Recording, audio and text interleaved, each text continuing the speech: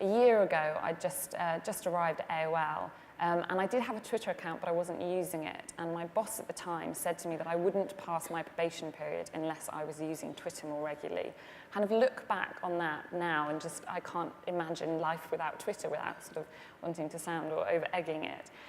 But I think even in that 12 months, and probably even in the last 6 months, Twitter has changed the way editors and journalists work.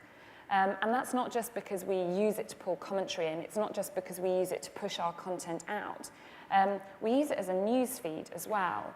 So my news editor arrived the day after we launched the site, which was a bit of a baptism of fire for her. But when I said to her, I'm getting everything set up, what news-wise do you need? And she said, for day one, the only thing I need to know is that there will be 2 monitors on my desk, and one of them will have Twitter on it.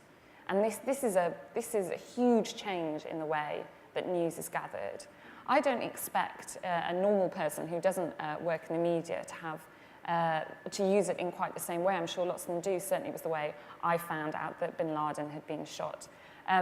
But that curation that an individual does is already a form of editing. Our editors follow thousands and thousands of people, and will have lots and lots of different lists to make sure they're getting news as quickly as possible.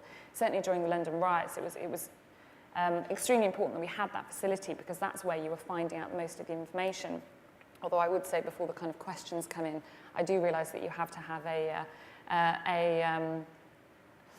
you have to think about what you're taking from it. And I think, I guess, in Oslo as well, immediately people jumped to conclusions because they were hearing people on social media sites. And I look to my editors to look through all the noise and make sure they're picking out the truth.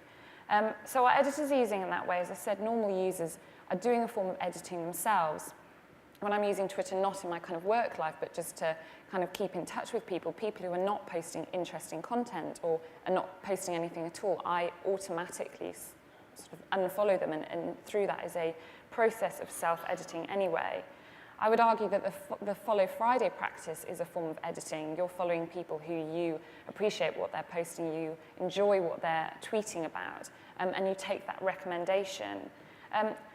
We held an event for My Daily last night, which was for fashion bloggers. And when we were deciding who to invite to that, we were looking at the number of Twitter followers they had. How influential are these people if we want them at our very sort of small, exclusive event? We use things like clout to give us a sort of heads up on who should be there as well. But then we also go back to the traditional media. So I was talking to my blogs team and asking them who they thought we should invite. And they said, there was this great article on the Telegraph site a few months back about the top 100 fashion bloggers. So yes, we use social media, new media, but we also fall back on traditional media as well for that sort of self-editing process.